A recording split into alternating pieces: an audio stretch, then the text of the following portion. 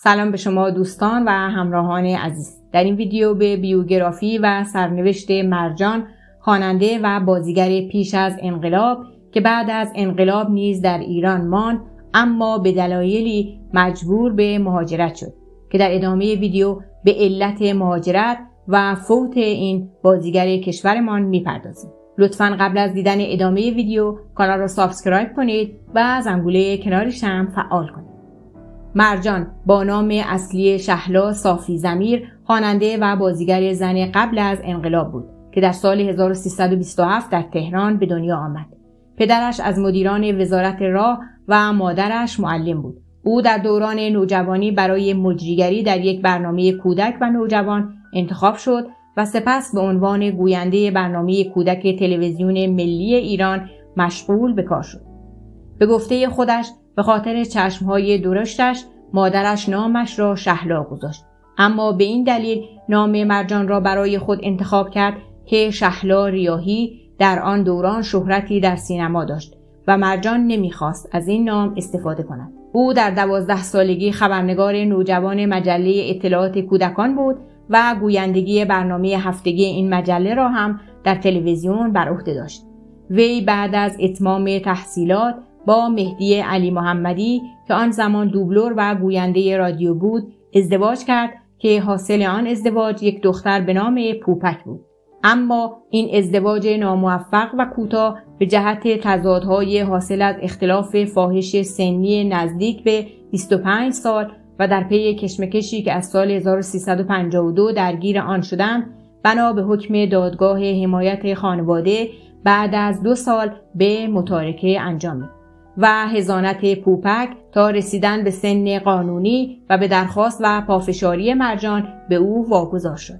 مرجان بعد از 2 سال جدا شدن از مهدی علی محمدی با فریدون ژورک تهیه کننده و کارگردان فیلمهایش در آن مقطع زمانی ازدواج کرد که این ازدواج به مدت 46 سال تا پرواز مرجان به سوی ابدیت ادامه داشت.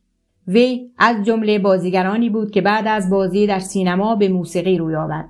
مرجان در طول دوران حرفه‌ای خود در سینمای پیش از انقلاب در فیلم‌های متعدد با چهره‌های سرشناس سینمای کشور مانند محمد علی فردین، ناصر ملک مطیعی، رضا بیک، سعید راد و ایرج قادری هم بازی شد.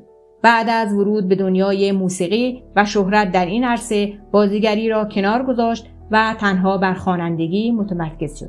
او با اجرای نخستین ترانه‌اش به نام دودونه به سرعت به یکی از محبوب ترین خوانندگان کشور تبدیل شد. مرجان بعد از انقلاب در ایران ماند و در آستانه انقلاب 1357 با کمتر از 30 سال سن در زندگی هنری خود مشهور و سرشناس بود و بعد از انقلاب برای نخستین بار در سال 1359 به خاطر اجرای ترانه‌ای بازداشت و زندانی شد. دستگیری بار دوم او در تیر ماه 1361 به جرم هواداری از سازمان مجاهدین خلق ایران بود که تا سال 1369 در زندان اوین زندانی بود. او بعد از آزادیش در سال 2002 میلادی از ایران خارج و راهی آمریکا شد. او بعد از خروج از ایران از فعالان مخالف حکومت ایران بود و به هواداری از سازمان مجاهدین خلق ایران به فعالیت پرداخت. او در مصاحبه‌ای در مورد علت مهاجرتش از ایران میگوید: من به آمریکا مهاجرت نکردم. مجبور به فرار از ایران شدم. من نیامدم که به شهرت و ثروت برسم که از چنین محبتی برخوردار بودم. من آمدم تا درد و رنج و مظلومیت ملت ایران را در این سالهای سیاه وحشت زده را فریاد کنم. تصمیم گرفتم مبارزه کنم چون من حق داشتم در مملکت خودم آزاد زندگی کنم.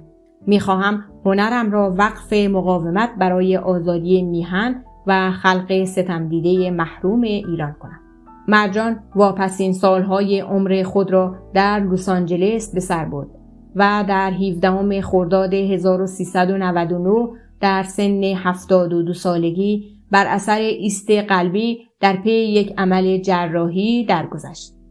یک رسانه به نقل از اطرافیان وی علت درگذشتش را اشتباهات پزشکی عنوان کرده است.